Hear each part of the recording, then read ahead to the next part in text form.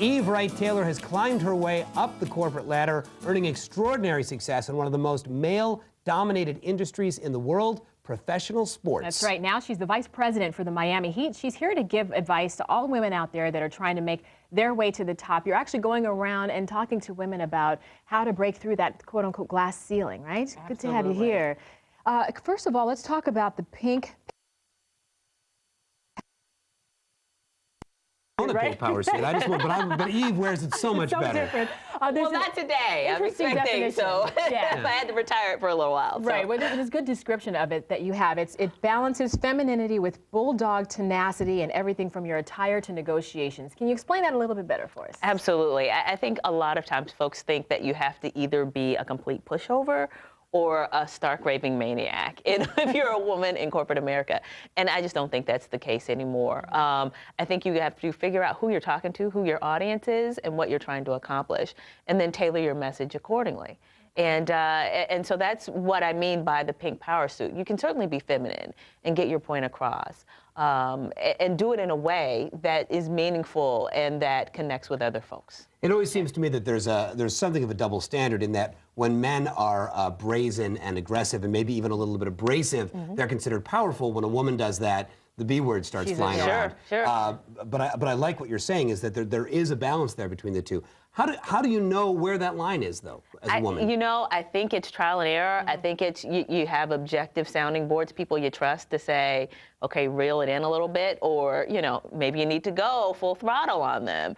It's a lot of experience involved in it, but it really is about who your audience is. And many times it's about connecting with them, figuring out what their motivation is, and then coming up with a solution of this is how we can make this a win-win, or we can do it the hard way.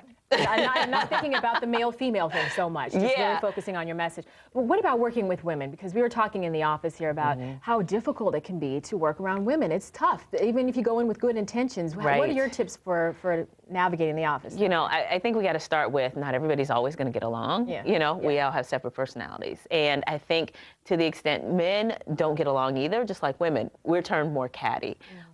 Many times, I think, people aren't really trying to be jerks, but they're reacting to something. They're fearful of not being the only one in the room, or they're motivated by, you know, feeling threatened by your presence. And so I think you got to figure out, okay, what is it that is doing this for them, and then address that issue head on. So if it's, they're used to being the superstar, you know, you make a conscious effort to say, we're on this together, I'm on your team. How do we both look good in this? And it is somewhat disarming to them. And I've found that that is helpful, has been helpful with me in creating a connection. When you're working in such a male-dominated profession, such a male-dominated industry, as a woman, do you feel that you have to somehow overachieve or overprove yourself to prove that you belong there? And is there a risk of overcompensating, I guess, is what I'm wondering. Or the opposite, even kind of, I don't want to say dummying yourself down, but kind of downplaying what it is that you know. So that you're not a threat. Yeah, I've seen that both ways, and then it's something you certainly have to grapple with. But I think, for me, it comes down to two things. I can either wallow in the ism, whatever that is, sexism, racism, whatever ism it is that's going on, or I can say, I've been given an incredible legacy here to succeed by other women, both nameless and faceless women who've come before me. So I have to honor that legacy by blowing the doors off. And so if it's overachieving, that's what I do in terms of the task at hand. But I think we make a mistake when we kind of get bogged down in, I'm the only one. Yes, sports is very homogeneous still today on the business side.